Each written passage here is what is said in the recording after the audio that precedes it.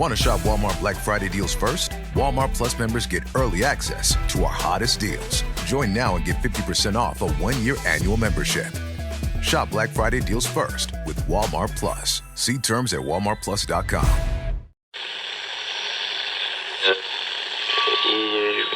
Ampire.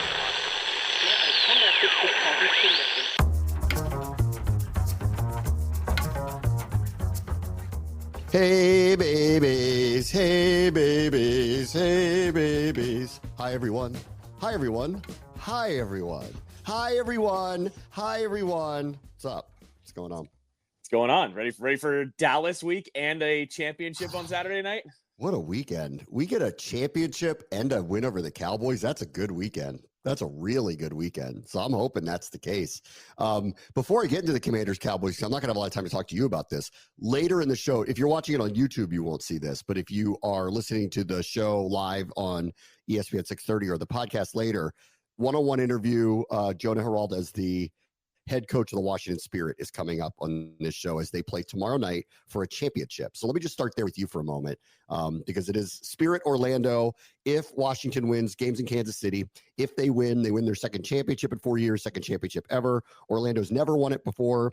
Orlando's been the front runner from the get-go. And frankly, they won the Shield, which is the regular season championship, against the Spirit with about a month to go in the season, and were undefeated at that time. They had subsequently lost a couple matches, but they were that close to having an undefeated season. So this is quite a task that they have in front of them. The last match, which I watched, I didn't get to call that one because it was right in the middle of the Commander season and there was a conflict, so I couldn't call it.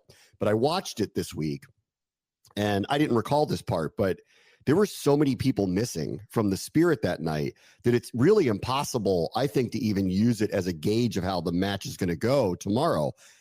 Trinity Rodman didn't play. Corey Bethune was already hurt. Hal Hirschfeld didn't play. Casey Kruger didn't play. And then late in the matches where Andy Sullivan got hurt and suffered her season-ending injury. So I don't even think it's a adequate touch point to talk about this match. It's not the same team. So I don't really know what to think about it tomorrow night, other than this has felt like a team of destiny for a while, for a lot of reasons. Their comebacks in the last two matches are ridiculous. What Aubrey Kingsbury did a week ago was like some kind of ordained, destiny. It was just mind reading people. So I'm all in. I know that they've been the front runner all year, but this team's found a way in every single way, and I'm not getting off that train now. So I'm hoping we're calling a championship tomorrow night. I think I realized when we were at the game last Saturday, there's a little bit of 2019 Nats here. It's just like, it doesn't matter. They're going to come back. They have these heart racing moments. And look, that's what the Nats did in 2019, right? Beat the Dodgers, the best team in baseball that year. Beat the Astros, also one of the best teams. And they came back in these elimination games. That's how I feel with the Spirit right now. It doesn't matter. And to your point too, of their game that they played in Orlando, yeah, they're going to have 3 Olympians that they didn't have the first time around. I'm going to guess that makes a difference, right? It kind of has to. And all 3 of those players have actually been really, really good too. It's not like they're just adding them to the roster. Trinity has been great. Hal scored last week and she was fantastic. And Kruger might be the most underrated player over the last couple of weeks. She's been fantastic offensively and defensively. So yeah, I don't know what to expect, honestly. But this one's going to be different than the last time they played each other.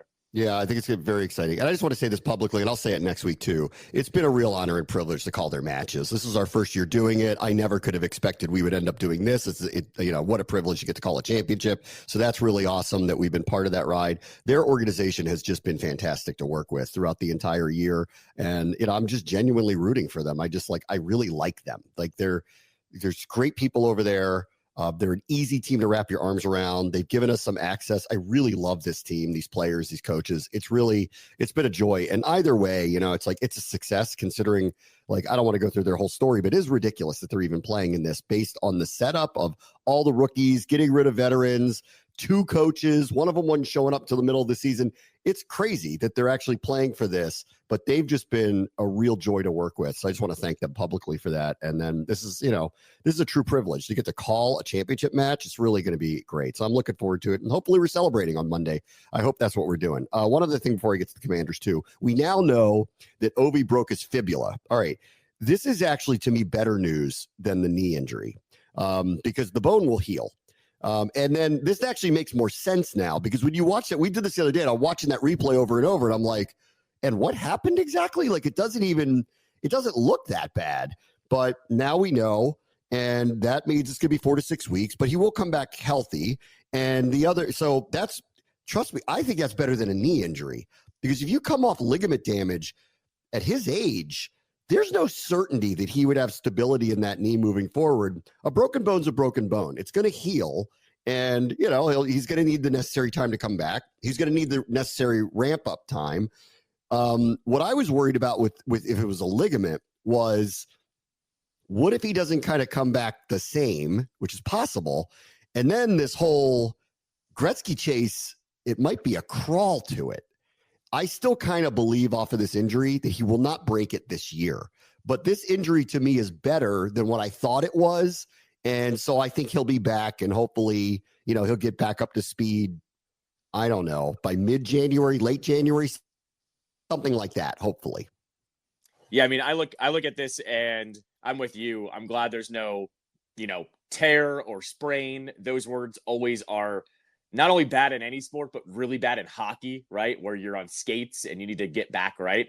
The fact that it is just a bone, and let's be real here too. Guy's a fast healer. I don't know how fast he's going to heal at age 39, but I would probably go on the lighter side of the 4 to 6 weeks for him to get back. I still think there's a legitimate shot that he could break this thing. It depends what the tear is going to be like right out of the gate, though, obviously. I think we're actually going to be watching now until the end of the season, and I think he's going to be in striking distance. Do I know if he gets it now? No, of course, but I think we're going to be right there at the end of the year is how I feel pretty much. Yeah, I think I'm putting a pause on that. I think it's going to, because of this injury, I think he's just not going to get there. There's too many to go. If he only needed like 10, I'd be like, okay, but he still needs like 30, so that's why I just don't think it's going to happen. So hopefully next year it will, and hopefully he'll be fine. Hopefully he'll be back on the ice sometime by the end of the year into mid-January, something like that. Yeah. We'll see. All right, let me get into the game this weekend, Cowboys and Commanders. Let's do Cowboy up, 2 tricks. I think they're going to empty the bucket here. They've been embarrassed for a number of weeks. I think they'll be motivated. This is their ex-coach. I know he has a great relationship with a number of these players. McCarthy is going to be sitting squarely, over the next week in the national media again. This is a 1:00 game, but it is the majority viewed game in the country, actually. The majority of the viewership in the country will be getting this as their national game if they don't have a local game in the same window. So it's going to be viewed by a lot of people. Then they got to turn around on Thanksgiving and play Cutlets. That's going to be really embarrassing if they lose to them. It's turned out to be one of the worst Thanksgiving games that I can remember Dallas being a part of, but they get that too. So I think this is one where I think they empty the bucket here a little bit. They've tried fake punts 2 of the last 3 weeks. They've run some stuff with CeeDee Lamb that's a little bit weird. I think they break tendency and throw caution to the wind. And that's where that's what I'm expecting this week. I think they're just going to empty the bucket and try to steal a win because I think they know they're marginalized and there's not much more they can do and they can't play it straight up. So I'm kind of ready for anything from them this weekend as they try to just, salvage some of their reputation for the rest of the year because their season clearly has gone awry and it's not going to turn back around. Yeah, I wouldn't be surprised to see some wackiness on Sunday. It wouldn't surprise me at all. By the way, on Thanksgiving, it's not just that game. The whole slate is terrible. It's like Lions, Bears, I think, in the morning. And then I forget what the night game is. It's also terrible. Vikings, Bears. But Vikings, Bears. Yeah. So have fun with that on Thanksgiving, everybody. That's going to be terrible. But no, I look at the way this team is. They're desperate, but they don't have their full deck. Like, they're so injured too. Like, we're gonna see some weird Jim Zorn swinging gate stuff. Is how I feel about Sunday. Yeah, that's what I think. Like, they got nothing to lose here. Like, they're just everyone is already, it's settled law about what's going to happen to them. So they get to play loose and free, and that's the part of this. Like, if they make crazy decisions and they backfire, no one actually cares anymore. That's why I'm worried that they're going to empty the bucket here on us, and that's what I think is going to happen. I'll say this about on the straight up part of the whole thing. They really miss Tyler Biotish. Like, that has turned out to be one of the worst decisions they've made. Like, through all of this, he's been terrific for Washington. Not re-signing him was a massive mistake. This center that they have is just getting tossed around. And if Zach Martin doesn't play, and he's up in the air because he basically just kind of like bent over on that Monday night game and couldn't go any longer. And I know they're calling him limited, but we'll see if he goes. This is the game where Washington's defensive line of all units really actually needs to dominate. And in the interior defensive line, they should. I'm looking for I'm going to put it this way, a bounce back game from Deron Payne. I don't think he had a very good night in Philadelphia. So I'm hoping to see a better night out of him. I think he gets a favorable matchup this weekend. Fedarian Mathis is going to have opportunities here. Johnny Newton's going to have opportunities here. Whatever twists or stunts they use with Dante Fowler, I think there's some opportunities here. Hopefully Armstrong is really motivated because he's playing his ex-team. The defensive line should control this game, especially if Martin doesn't play and Cooper Rush, who clearly isn't going to be moving very much. So I'm hoping for 4 to 6 sacks and blowing up a number of plays. And it's pretty clear in their interior O-line, they made some mistakes. And one of them was Biotish. Big time mistake. No, I think that was the best thing that Adam Peters nailed in free agency was this offensive line. Like that was bar none, one of the positions we were so worried about. And what's funny is they made those signings and even we were like, I still think they need a couple pieces there. And in fact, they've all gelled so well together that that's been maybe the most important, might not be the best, but it's easily the most important signing that Peters made in the offseason. And yeah, this is like, it's a little weird. It was like kind of looking like like looking at Washington in the past where it's like an own goal. It's like, well, that guy didn't want like backbreaking money. He wasn't going to kill your cap. Yeah. He wasn't asking for these crazy demands and you just let him walk and his replacement is terrible. So yeah, I look at it from that too. It's a little bit of an own goal on their side too. We've lived through that many times here. Yep. For their offense, you just got to keep them behind the chains. They have no run game. This was predictable at the beginning of the season. Their offensive line was going to be different. I didn't realize it was going to be this beat up and it was going to be this ineffective, but it's not as good as it was. And they don't have primary running backs. And everyone complained about that with them, which is why, like, why didn't you sign Derrick Henry? Why didn't you go sign one of these primary backs that was available? Why weren't you in the Saquon Derby? Granted, that was probably a money situation. Both were, but still, because they've said we couldn't afford them. But I don't know. You figure it out, especially when you have a void like this. You know, no offense to Rico Dowdle, but like it ain't happening, you know, with them.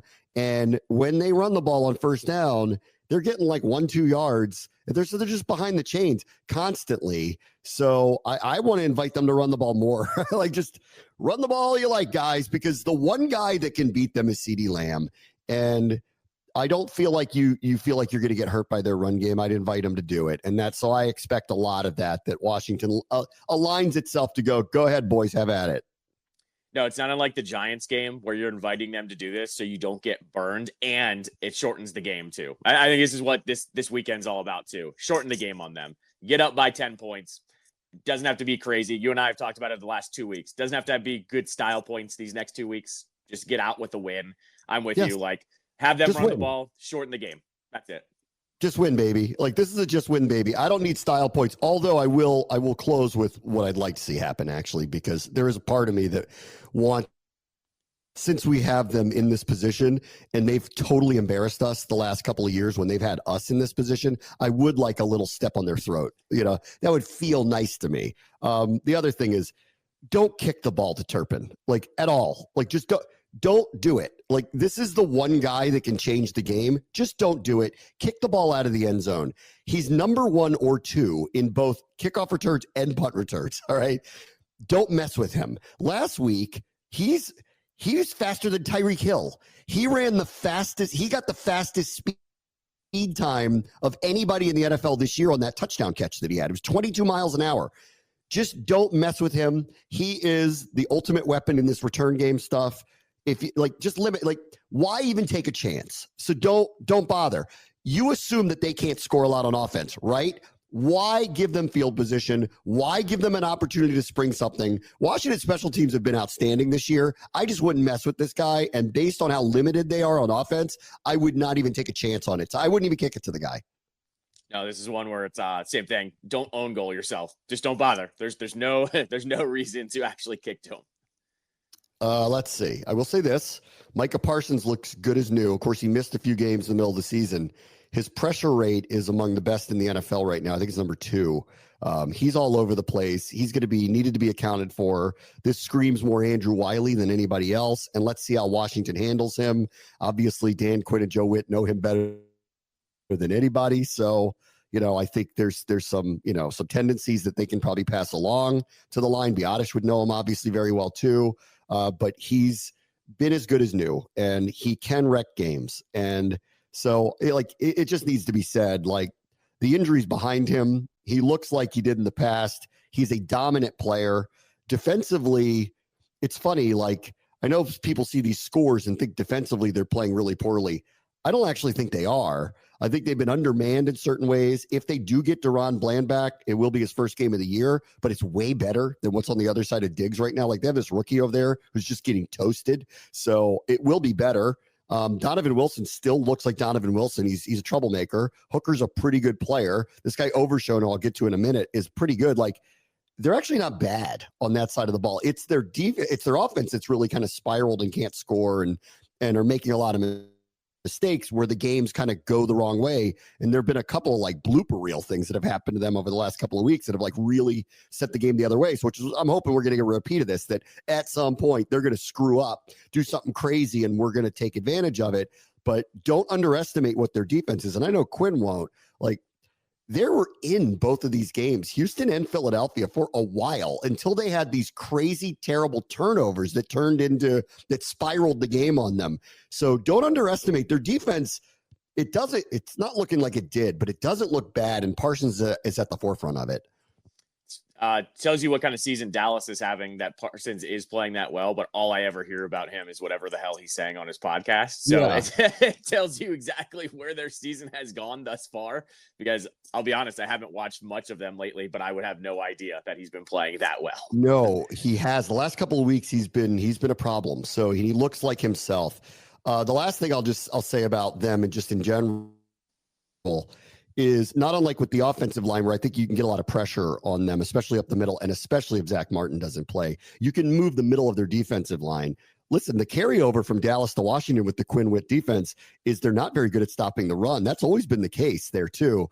I don't know if that's just the profile of player that they like, that they prefer the turnover guys, the guys who can get pass rush from the interior, but could be weaker against the run. That's a question I probably should ask them about, but like, that's carried over here. You can move the middle of their line.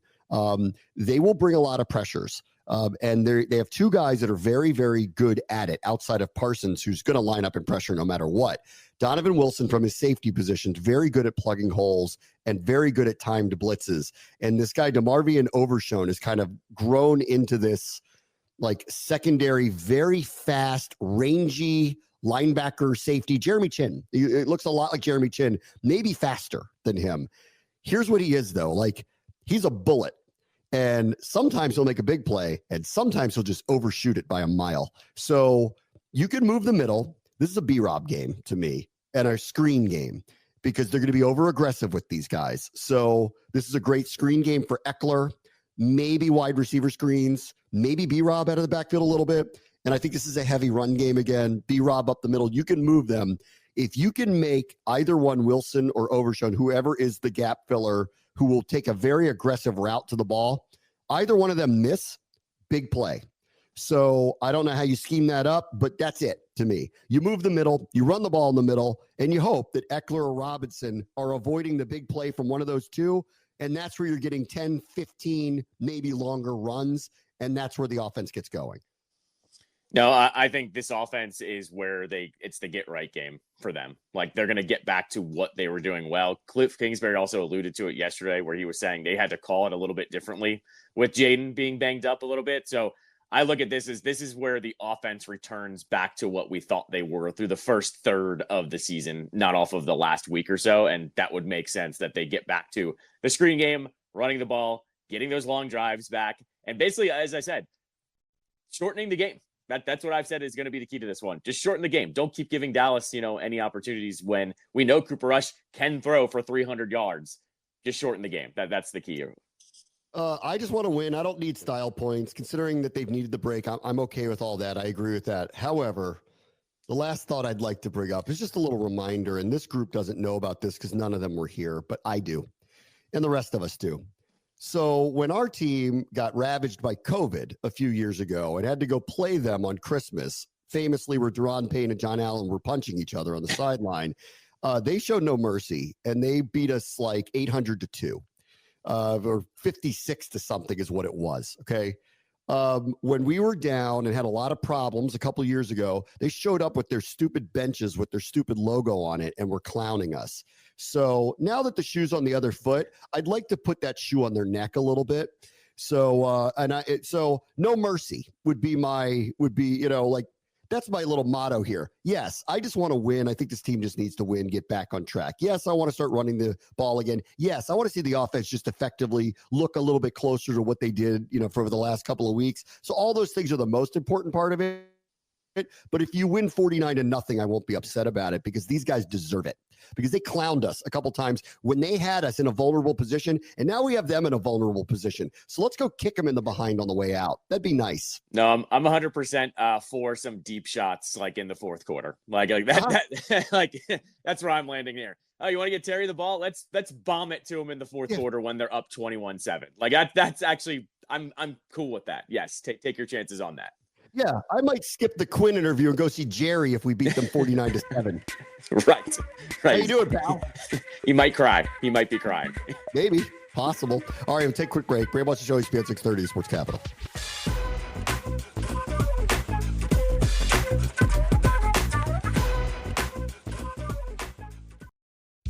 Time to move? Skip the hassles of selling during the holiday season and sell your home directly to Open Door. Request an all-cash offer in minutes, close, and get paid in days.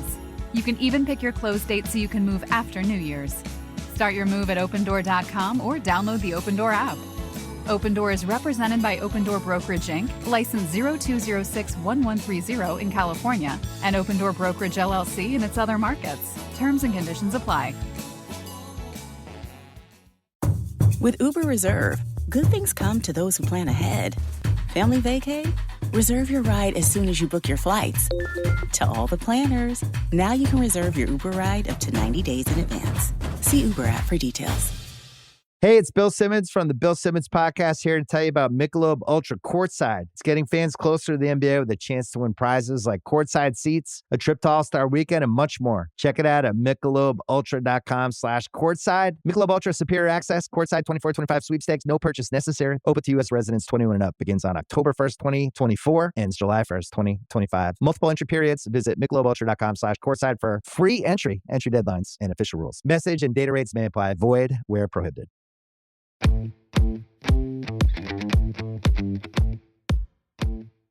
right, welcome back. This is the warning case. For those of you who just think this is a surefire win, go watch what happened in the snow last night as the Browns beat the Steelers, and Jameis Winston does crazy interviews in snow angels and runs around with a teddy bear. The Browns have 3 wins. 1 are against Pittsburgh and 1's against Baltimore. The NFL's a weird game. It's a weird game. No, that was absolutely the definition of weird. And how about Nick Chubb getting a couple touchdowns? Like, yep. I've heard just he's like one of the nicest dudes in the league, so that felt good. I knew something was up when the Steelers were only favored by 3.5 in this one. Vegas kind of knew last night going in. And I get it. It's a divisional game and the Steelers don't score a bunch. But something wasn't sitting right for me going into last night's game, and they outright beat them. I mean, that's happens. Short week, rivalry game. It shouldn't be surprising at this point anymore on Thursday nights. I'll give you another one, and I can't be confident about this because I need to know if the Bears have any will left in them, and I don't know that they do because they summed it up a week ago and really should have beat the Packers, and then they turn around and they're back home again. The new offensive coordinator has figured out we just need to get the ball out of Caleb's hands fast because we can't let him sit back there and make decisions, and they did a week ago, and they should have won. They just didn't. And I'm still at the point of I can't buy that the Vikings are as good as their record is. And it is in Chicago. So just call me. This is red alert for me. And I would not be surprised at all for a second if the Bears win. But I just don't know if they have the will to do it. That's the only thing I don't know. But after I saw them a week ago, I went, oh, they're going to remain competitive. And So I wouldn't be surprised here. I would outright think that they're going to win if it wasn't for the fact that they might Eberflus me. So that's all. I think I've read this week that no one can find another team that has lost on a walk-off Hail Mary and blocked field goal. It has not happened to a team in the same season, which is my favorite stat I've ever read. They were so mouthy before that game when they came here. They've totally deserved it. Right. So, like, I'm not mad at that. I love it, actually. I'll predict how this one's going to go, like, semi-detailed here. That Vikings defense is still legit. So I don't know how many points the offense is going to score for Minnesota, but I have a feeling this is going to be the one where, like, Caleb throws a bad interception early and that crowd starts booing him. And then you know how this works. It just starts to snowball. So I bet you the Vikings defense is what's going to break this game. I'm with you. I don't know if they have any will, but I'm guessing the Vikings defense is the one that flips this one around and the home crowd starts losing their minds a little bit. If the Bears have some will, I think this is a low scoring, doesn't even get into the 20s game. Like, that's what I think. But I don't know. And to your point, if it goes bad early and the fans start screaming at them and they want to publicly stone Matt Eberflus, then I don't know. So that's why I'm like, I'm not confident in it. But if all things were equal, I'd actually pick the Bears here. Let's see. The Lions will stress test the Colts. I just don't see Anthony Richardson making enough great plays to win this game. I think the Colts defense is average to maybe above average. I think they're doing the right thing by playing Richardson. I think this could be an ugly outcome for him. And the Lions, in my opinion, are the best team in football this year to this point. So I'm certainly not picking against them. And boy, we're in a weird world. They were like 2 touchdown favorites a week ago. They're a touchdown favorite on the road this week. Like, Vegas is calling them the unbeatable team in football right now. Yeah, I'll keep going back to the phrase that I use the Lions. They play with their food. That's what they do. Colts are going to be the same way. I'm with you. I like them with Richardson more than Flacco, but they're not going to be able to do anything against the Lions. This one's going to get out of hand fast. Lions probably score 30-ish points on the road. It could be an easy win. Yeah.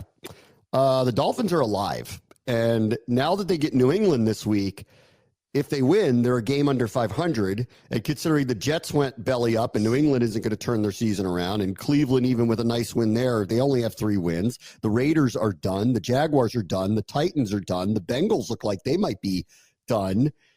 Guess what? 7 teams make the playoffs. So they're kind of streaking back into that spot where they might be part of that conversation. And because of it, and because I just don't buy New England again to score enough to win any game that they play, Miami's going to win here. And you're going to look up at the standings and go, they're an upset or 2 away from getting the wild card somewhere. No, I went through every single team this week and put the nail in the coffin to one group and who's got the door still open. And the Dolphins, definitively, their door is still open to make the playoffs. It's actually not going to surprise me if they do. And, I look at that game a couple of weeks ago against LA, against the Rams, where like that defense was really, really good. If their defense is the one that steps up and gets them into the playoffs, watch out. You never know what could happen in the playoffs when you have a good defense and an offense that has the potential to score a bunch of points. I like them right now. Yeah, I do too.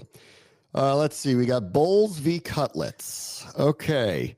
Buccaneers are obviously going to win. Like, that's clear as day. So let's just put that part aside. Let's talk about what the Giants have done here, because that's way more of an interesting scenario to me. So let me see if I've got this right. They benched Daniel Jones, and they made him what we think is 4th string on the team. Okay. All right. I saw the statement he read, which I thought was, this guy's a stand-up dude. Like, I can't believe he walked up there and did that. He's basically like, goodbye to you forever. It's been great. Sorry, I didn't win more. Can you believe that? He said that. Sorry, I didn't win more for you. So he's clearly going to be away from the team very soon. If not by Sunday, they're going to just, because they don't want him to get hurt now because they don't want to have the guaranteed money. So the only easiest way to do that is just bye, see you later. Then they don't make Drew Lock the starter, even though he was signed to be that and has way more experience than your boy Cutlets. Although the Giants reporting was it was probably closer than you might think between the two of them. And everybody kind of loves Cutlets. And so they're going to play him. Oh, man. How are Dayball and Shane surviving this? I mean, seriously, how are they surviving this? Did you see the quote or the clip of Locke too in the locker room? Did you see that one? I think it was 2 days ago. Did you happen to see that? Oh, so I've seen a lot of the players basically defend Jones, by the way, so they're not pleased about it either. No, Locke, actually, I'm surprised that this didn't go more viral, but it's because they're just such a bad team. People aren't paying attention. Locke was asked, like, hey, how do you feel about not being the starter? And he was like, I don't know. When I was signed, I was told I was going to be quarterback too. That's right. It is what it is. Like, the fact that he even said that's what they told him that he was going to be, and now he can't crack the lineup because I guess they just want all New Jersey faithful to root for your boy DeVito. I don't know. Like, that's a weird one to me. I'm with you. Like, this has kind of gone sideways in a way where you don't survive things like this. And I know what's funny is I told you the kiss of death is when ownership came out, was like, we're not going to make changes to either one of them. And I'm like, well, good luck with that, because now things are going to go sideways and you're not going to have a choice at the end of the year. I heard a number of the players in the locker room be like, Daniel Jones is our best quarterback. So that doesn't go over well. I understand why they're doing it, because they clearly are going to move on from him. The day they signed him to the extension, I went, you just made a big mistake. Like, I don't know how you didn't see this as a big mistake, but it is. Anyway, here we are now. They're going to be drafting a quarterback. They're going to be picking very high. We'll see if Dion lets his son go to New York. I mean, that would start the questions of, are the Jets allowed to draft him? Are the Giants allowed to draft him? Are the Cowboys allowed to draft him? Is Cleveland allowed to draft him? Like, it's going to have these questions about all the teams that might have the pick that would line up to get him. Are they allowed to take him? So this is one of them. And clearly, like, the Giants are not going to win this week. Tampa Bay is going to win. And so there's that. All right. I rarely, if ever, have put Kansas City in a red zone special, but they are, because they lost last week, which means they always kill the next team anyway. And it's Carolina. So to my friend Anish Shroff, who calls the Panthers game, Godspeed to you, sir, because I think that score, it might be 45-0, like, very possible. And then Tennessee, Houston, don't care. I actually think Houston is fighting below their weight class, honestly. Like, they're disappointed. I know what their record is, but they don't look anything like the team they told me they were going to be. Stroud's actually very up and down. Obviously, I have to pay attention to this because we get Tennessee next week. Tennessee has got an okay defense. You know, this wouldn't actually shock me if this is actually really close, honestly, that game. I told you a month ago I thought Houston were frauds. Like, not that they're a bad team, but that they're just not as good as everyone's hyping them up to be. I wouldn't be surprised if this one's close. But as you know, my favorite quarterback plays for Tennessee, Will Levis. So he's going to lose this game for them, as he does every single week. Houston will be fine. The Will Levis show never disappoints, though. You should get a Will Levis shirt with the one where he's looking up at the sky at the beginning of the season when he had the first meme moment of, like, I can't believe I just blew this game. You should get that. I actually want a wrap shirt that has all of the memes in one shirt. And it just says Will Levis in a giant font. That's the one I want. Broncos are kind of in a must-win if they really want to make the playoffs. They play the Raiders. The Raiders are kind of done too. They're another one I'm watching. Like, obviously, they're set up for a lot of change. Who knows what that is? I mean, they just signed Antonio Pierce. Are they really changing the coach again? Like, I don't know. I guess we'll just have to see. And the Broncos, like, Sean Payton's a good coach. Like, he's got them in a good spot. I don't want Bo Nix to keep putting up the numbers he has lately, because then we start talking about whether Jaden's going to be the rookie of the year. I don't want to have that conversation, but we'll see. We've got the NFC West shakedown weekend. That's probably the most interesting division in the league this weekend. We got the Niners first and foremost. They're at Lambeau. So they've been beat up, but they've survived to this point. Their division, fortunately for them, no one ran away with it. Not surprised Seattle or Arizona didn't, but the Rams didn't either. So it's all very much in play for them. And this is a playoff game for them, honestly. Like, this is a show me. You're on the road against a very good team. Let's see if you're of that mettle this year, because you kind of have to win, because either the Cardinals or the Seahawks are going to win this weekend. You kind of have to win this one. This division is the most maddening division to pick games all year long. They're all coin flips. You don't know whether the home or away even matters for them. I'm with you. This is a prove it game, but it's also not going to surprise me if the Niners lose. And then in 2 weeks, we're talking about them still being in it for the division, because the rest of the division has not stepped up either. So yeah, they're all coin flips at this point. if you love which one of these teams is the team that will make the wild card that no one will believe in when they get there, but it's really cool to see them beat each other up right now to get in that position, you're going to love this one. Cardinals at Seahawks. Let's see if the Cardinals can win a big road division game to position themselves to bare minimum make the playoffs or more, win the division. The Niners could easily lose this week. The Rams could easily lose this week. So they'd be like a couple games up on everybody if they pull off this. This is kind of a last stand for Seattle, in my opinion. If you're not going to be able to win at home against the Cardinals in a must-win game, then you're probably not going to make the wild card. So this might actually be game of the day. Like, honestly, Arizona-Seattle might be game of the day. And I do expect it because it's going to have playoff feels to it, that it's going to be close. I think it's going to be a good game. I think it's the same thing. As I said, this whole division's a coin flip. I think this is either an amazing game or a terrible game. Like, there's not going to be an in-between. It's going to be a, 30-27 thriller or 12-7. Like, I could see it going both ways. I don't have a read on this whole division, specifically those two teams. And then Sunday night's interesting.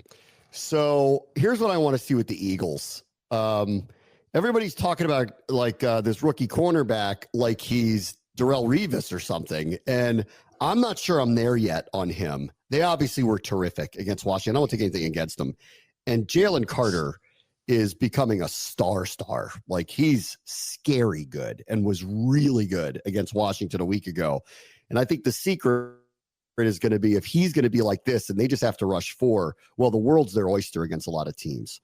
I am hoping that the Rams, who spent a lot of money on their interior offensive line, handle him a little bit differently than maybe some of the others have, give their quarterback time, because I really want to see this young secondary tested. Like, I don't think they've been tested in a while. They aren't going to be tested against Dallas. They ended up not being tested by us. They played the Giants. They weren't really going to be tested by that with that offensive line and that quarterback. So while their numbers are, objectively terrific, especially on defense, I don't think they have faced a quarterback receiver duo like this in a while. And so I want to see what happens when they get tested by a group like this, if the Rams can block Carter in that front. And so I want to see McVay do a little magic to find out, are the Eagles really that good on that side of the ball? And we'll find out. Can the Rams stop the Eagles offense? I don't think so. So I think the Eagles are going to win again, but that's the part of this I want to see happen. That young secondary I'm being told that's Deion Sanders running around out there. I'd like to see that get tested by Kupp and Nakua and Stafford for sure. I just want this one to be high scoring so they get tired and then they get killed by the Ravens next week. That's what I'm rooting for in this one, because they're on a West Coast trip, have it be high scoring, have them get beat up a little bit, whether they win or they lose, and then have them come back here and then lose to the Ravens. That's what I would argue in the Ravens-Eagles game that neither team should throw a pass, that they should both run the ball every play. It's not a bad idea. Pick your poison. Yeah, that'd be fun. It'd be like 19-8. Be awesome. All right. If you are listening to the show or listening to the podcast, Jona Giraldez, the head coach of the Spirit, will come on next to preview the Spirit and Pride tomorrow for the NWSL Championship. For those of you on YouTube, see you Monday.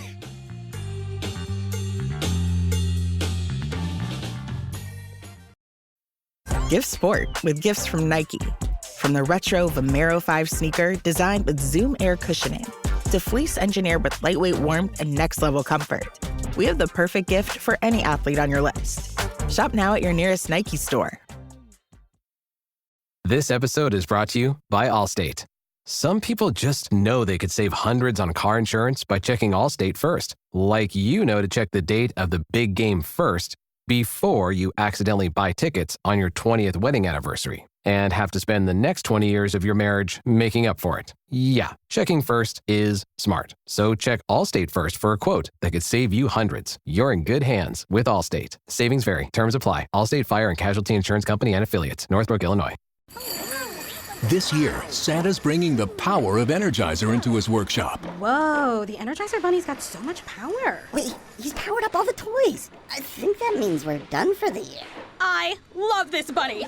He's the hardest working helper the North Pole has ever seen. And he wants all your gifts to have the power of the #1 longest lasting AA battery.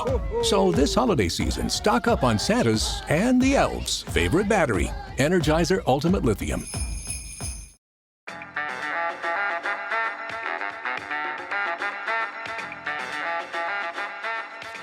Let's welcome in the head coach of the Washington Spirit, Jona Giraldez, as the team gets set to play for the NWSL Championship Saturday night in Kansas City against the Orlando Pride. First off, Coach, congratulations on reaching the championship match. Thank you very much. Tell me, I want to look ahead, but it's hard not to look back first at what happened at Audi Field over the weekend. That was a stunning comeback and an incredible finish. And we saw how you were running around the field. Can you kind of take us through your emotions of seeing the team do what they did on Saturday? Yeah, I think it's very, very important to manage your emotions when you are competing, all right? But after winning the game, for sure, you have to spread and take out your energy and try to give them to the supporters everything what they gave us during the game. It was a beautiful game. I think we played much better than them. We created more chances than Gotham, and for sure after the game we have to enjoy, we have to celebrate, but we have one more step. Right now the situation is being good because the team is performing well, but we have a big chance in front of us to get the championship. Had you ever seen a goalkeeper do what Aubrey Kingsbury did on a stage that high? I have never seen that before.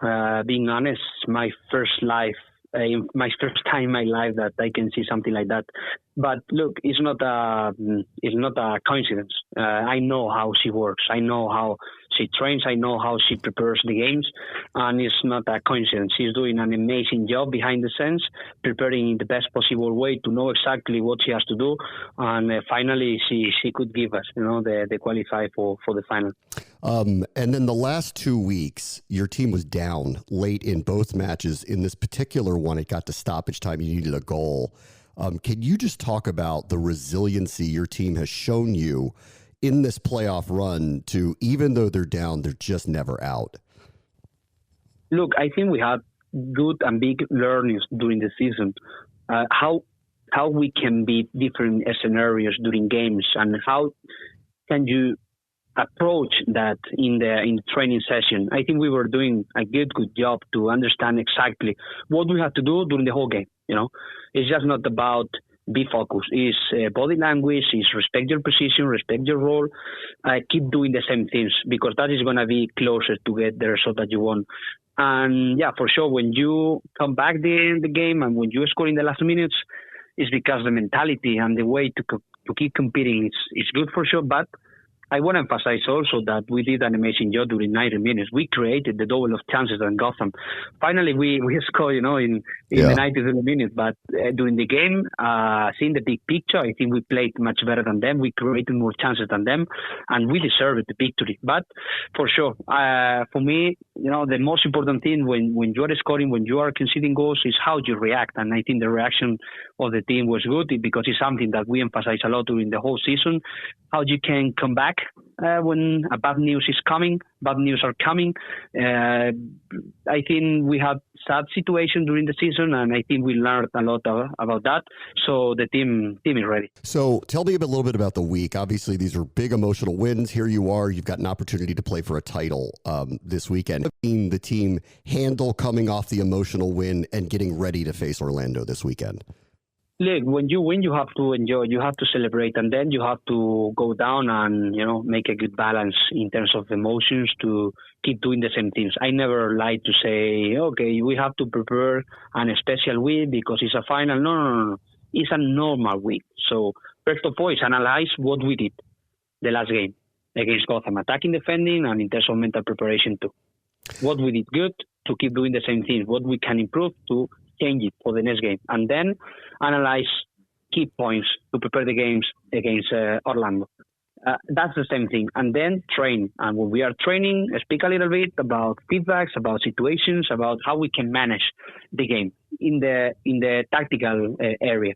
And then I always lie, because I was playing out of finals in my short career as a coach, but I always like to, when people are stressed for the game that they have to play, is try to speak with them in terms of, okay, what you have to do today in the afternoon to disconnect. You don't have to keep speaking about the game, because I think, the game is going to be played only once. So in terms of mental preparation, we have to reduce the stress to make sure that everyone is connected in the right level to be, in terms of mental preparation, in their best. Okay, let's talk about Orlando for a moment here. I'll get to their offensive players, which they have dynamic scorers, obviously, as you know. But I don't think people think about them defensively. They've only given up 23 goals the whole year. Scoring on them has been difficult this year. So how are you thinking about attacking Orlando? If they won the league, it's because they attack and defend very, very well. We have to do different things to approach the game against them, understanding how we can create more chances, to have more chances to win the game. But also we understand that they are one of the best team attacking. They have patterns to attack, especially with Marta, with Banda, with Watt, Adriana. They have amazing players. They have a good defensive line, good holding midfielder. So I think as a team, they were the best team during this league. They deserve it, what they did. But I think we know how we have to approach the game. I think we are going to have chances. Right now, when you have to play finals, small details are very, very important. And I think right now the team is ready. Yeah, let me ask you about a couple of their players. You mentioned them. Barbara Banda has been electric this year. How do you all think about trying to limit her effect on the game? She's an amazing player because she's capable to run, she's capable to turn, she's powerful. She's a very good player, a very good athlete. And but also I think that we have to play other games against good strikers too. Against Sophia Smith, against Chawinga, Sisato Soala, Kundananji. We know how we have what we have to do, to stop her and be closest to stop her. I think stop her is impossible, almost impossible, but we need to reduce as many times as possible the situation when she can run. If we can provoke that, we are going to have more chances to avoid that one of the most important players can participate. One other player for them, and you mentioned her, Marta. Obviously, she had what was like a legendary goal in the last match where she almost ran through the entire side and scored this beautiful goal. She's a legend of the game. What do you think about Marta as you get set to take her on this weekend as well? She seems like she's playing better than ever, right? It's crazy what she did the last game. That's cool. Was equalized the game, but she broke everything in terms of individual level action. What she did was brilliant. And we know that she likes to play inside. Sometimes she likes to drop with. Sometimes she likes to drop in general. It's a freedom player when she's attacking. So we have to keep an eye for sure. Understanding that she's not occupying a specific position. So depending on the zone, which is the responsibility that we have to carry out to avoid that she can participate very easy. Because if she participates, they will have more chances to create chances. So we have to avoid that. Let me ask you about one of your stars, Trinity Rodman, who has been just outstanding. Obviously, this year she's up for potentially the MVP of the league, had an incredible run in the Olympics as well. What I noticed in watching her through the playoffs here, she's become very unselfish. She's been trying to set up her teammates in scoring opportunities. What do you need from Trinity Rodman this weekend to get a victory? What she's doing. The most important thing for me is to speak the same language, attacking and defending. I don't like selfish players. I don't like when you try to create yourself the situation to score and also defending. We have to speak the same language as a team. If we win games, we win games as a team. We score 15 players, different players in this league. That's crazy. 15 players because everyone is important. So for me, she has to keep doing the same things in terms of game plan and have the proper preparation to make sure that attacking and defending, she's going to do her job. She's performing well, but we are going to need her for sure. We are going to need Trin and we are going to need the rest of the players too. Okay, last thing. If the Spirit are going to win this weekend and knock off Orlando, what do you think the most important thing this team needs to do to accomplish that? I don't like to speak about the result because we didn't play the game. I always like to put the focus on what we have to do.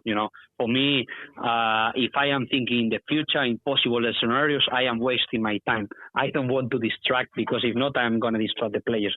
I would like to prepare the game in the best possible way, anticipate different options that maybe can happen during the game, and make sure that I'll be fresh 100% and helping to the players. And after the game, we can speak about how what's going on and what we have to do for the future. All right. I look forward to talking to you about it after the weekend. Congratulations on reaching this spot, and hopefully we're talking about a championship next week. Thank you so much, and good luck against Orlando this weekend. I hope that. Thank you very much, Brand. Bye-bye.